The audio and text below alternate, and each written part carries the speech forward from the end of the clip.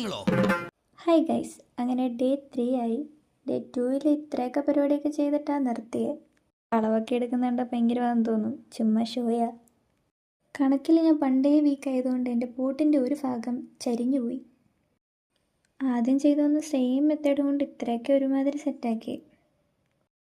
പിന്നെ ചരിഞ്ഞിരുന്ന ഭാഗത്ത് ബാക്കി ക്ലേയോട് ആഡ് ചെയ്ത് ഒരുമാതിരിയൊക്കെ ഷേപ്പാക്കി. ഞാൻ പറഞ്ഞില്ലേ നമ്മളെക്കൊണ്ട് പറ്റും, ഇതൊക്കെ എന്ത്. പിന്നെ നമ്മൾ കൈ കൊണ്ട് തന്നെ അതെല്ലാം ഒന്ന് സ്മൂത്താക്കി എടുത്തോട്ടോ, വെള്ളം തൊട്ടിട്ട്.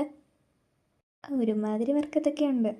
പിന്നെ അതിൽ ഡിസൈനായിട്ട് വെച്ചേക്കുന്ന പൂവുണ്ടാക്കാനായിരുന്നു. അതെനിക്ക് ഡീറ്റെയിൽ ആയിട്ട് വീഡിയോ എടുക്കാൻ പറ്റിയില്ല. ഒരു വിധത്തിൽ ഇമാതിരിയൊക്കെ സെറ്റാക്കി വെച്ചു. പിന്നെ പോട്ടിൽ പൂവൊക്കെ വെക്കാനുള്ള ഭാഗം മാർക്ക് ചെയ്തിട്ട് അതിൻ്റെ പരിപാടിയും തുടങ്ങി. പിന്നെ അടുത്ത അബദ്ധം, ഇതിൻ്റെ അടി സ്റ്റക്കായിട്ടിരിക്കുക. ഇത് ഇതുവരെയായിട്ട് ഇളക്കി നോക്കിയിട്ടേ ഇല്ലായിരുന്നു. ലാസ്റ്റ് നമ്മുടെ പോട്ടിൻ്റെ പരിപാടിയൊക്കെ സെറ്റ് ചെയ്ത കേട്ടോ, കാണാൻ നല്ല രസമുണ്ടായിരുന്നു. പിന്നെ ഡ്രൈ ആയി വന്നപ്പോൾ ക്രാക്ക് വീണു, ഞാൻ പറഞ്ഞ പോലെ തന്നെ. നിനക്ക് എന്തെങ്കിലും ഒരു കഴിവുണ്ടോ? നിനക്ക് കലാപരമായിട്ടുള്ള കഴിവുണ്ടോ? പിന്നെ ഡേ 4 ആയി. പോട്ടൊക്കെ ഉണങ്ങി. ഇനി നമുക്ക് പെയിൻ്റ് അടിക്കാം. ഫസ്റ്റ് ലെയർ ഫുള്ള് നമ്മൾ വൈറ്റ് അടിച്ചു.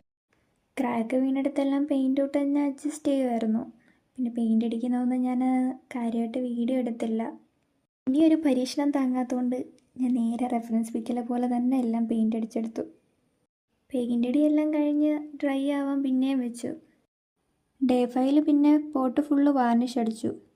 അകത്തൊന്നും ഞാൻ പെയിൻ്റ് അടിക്കാൻ നിന്നില്ല, പെയിൻറ്റിനൊക്കെ എന്താ വില. ഇതാണ് നമ്മുടെ ഫൈനൽ ലുക്ക് കേട്ടോ. ഏകദേശം റെഫറൻസ് പിക്കിലെ കൂട്ട് തന്നെ വന്നിട്ടുണ്ടായിരുന്നു. അപ്പം നമുക്കിനി അടുത്ത വീഡിയോ കാണാം. ബൈ.